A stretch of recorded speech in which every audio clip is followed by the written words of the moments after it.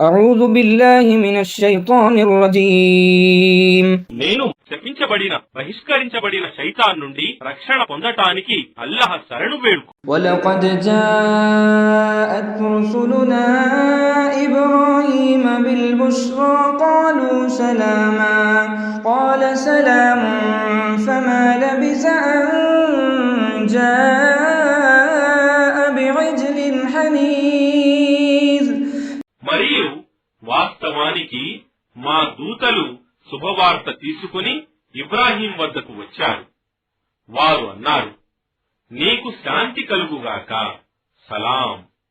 అతను, మీకు శాంతి కలుగుగాక, సలాం అని జవాబిచ్చాడు. తరువాత అతను అతి త్వరగా వేపిన దూడను వారి ఆతిథ్యానికి తీసుకొని వచ్చాడు. فلما رأى أيديهم لا تصل إليه نكرهم وأوجس منهم خيفة قالوا لا تخف إنا أرسلنا إلى قوم لوط. కాని వారి చేతులు దాని వైపు పోకపోవటం చూసి వారిని గురించి అనుమానంలో పడ్డాడు. మరియు వారి నుండి అపాయం కలుగుతుందేమోనని భయపడ్డాడు. వారన్నారు, భయపడకు, వాస్తవానికి మేము లూత్ జాతి వైపునకు పంపబడిన వారము, దూతలము.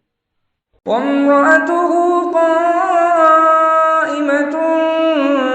فضحكت فبشرناها بإسحاق ومن وراء إسحاق يعقوب. అతని భార్య, ఇబ్రాహీం భార్య అక్కడే నిలబడి ఉండెను. అప్పుడు ఆమె నవ్వింది. పిదప మేము ఆమెకు ఇస్హాక్ యొక్క మరియు ఇస్హాక్ తరువాత యాకూబు యొక్క శుభవార్తను ఇచ్చాము.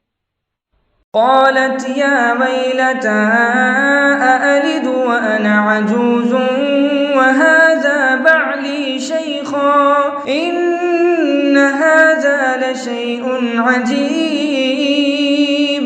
ఆమె ఆశ్చర్యంతో అన్నది, నా దౌర్భాగ్యం, నాకిప్పుడు బిడ్డ పుడతాడా? నేను ముసలిదానిని, మరియు నా ఈ భర్త కూడా వృద్ధుడు. అలా అయితే నిశ్చయంగా ఇది చాలా విచిత్రమైన విషయమే.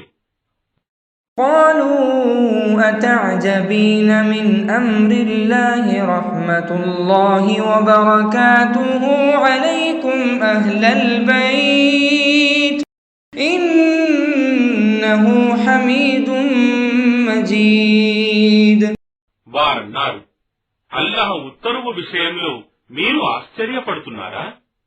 ఓ ఇబ్రాహీం గృహస్థులారా, మీపై అల్లాహ్ కారుణ్యం మరియు ఆయన శుభాశీసులు ఉన్నాయి.